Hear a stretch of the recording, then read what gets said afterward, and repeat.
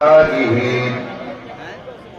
سيدنا ونبينا وحبيبنا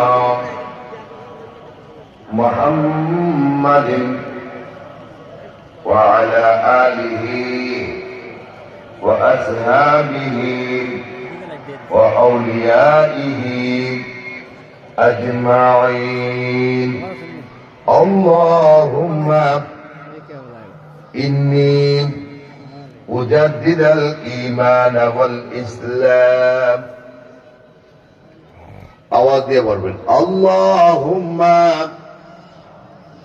ইন্নী উজাদ্দিদাল ঈমান ওয়াল ইসলাম। আলহামদুলিল্লাহ।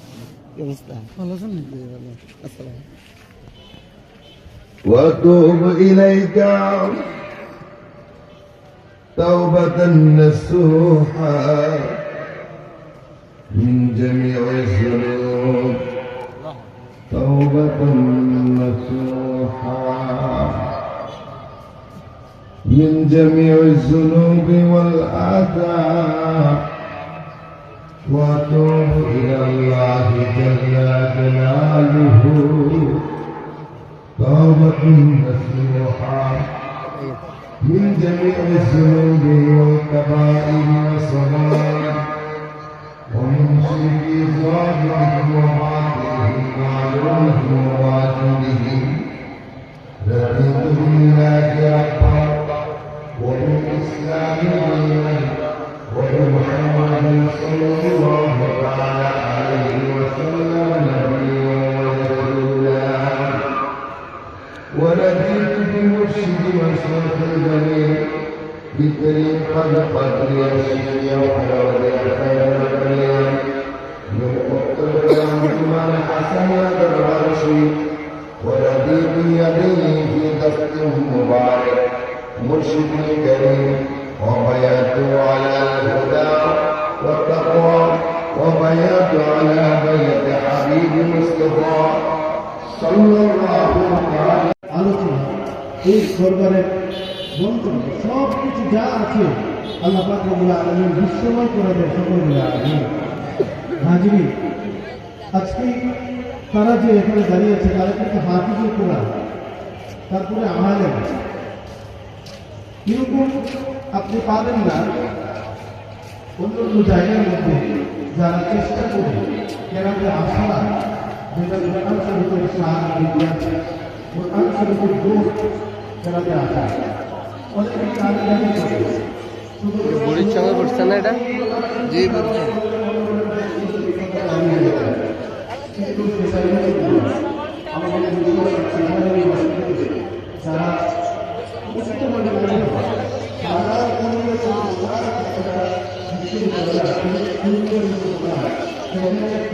হ্যাঁ,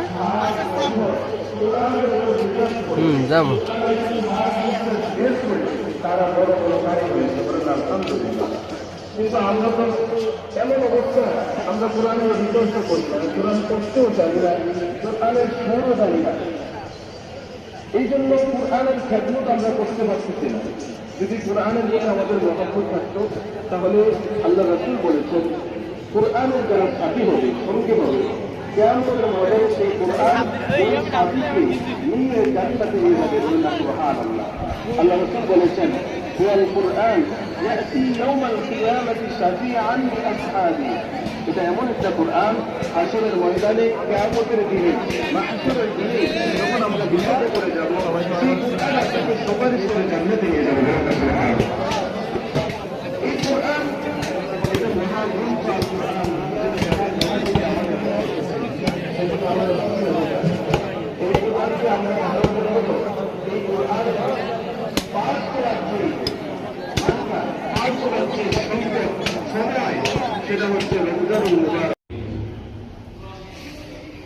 আলহামদুলিল্লাহ, আল্লাহ সুবহানাহু ওয়া তাআলা লা তুশরিকা বিহি। বিসমিল্লাহির রাহমানির রাহিম। سبح اسم ربك الأعلى والذي خلق فسوي والذي قدر فهدي والذي أخرج المرعي فجعله غثاء أحوي سنقرئك فلا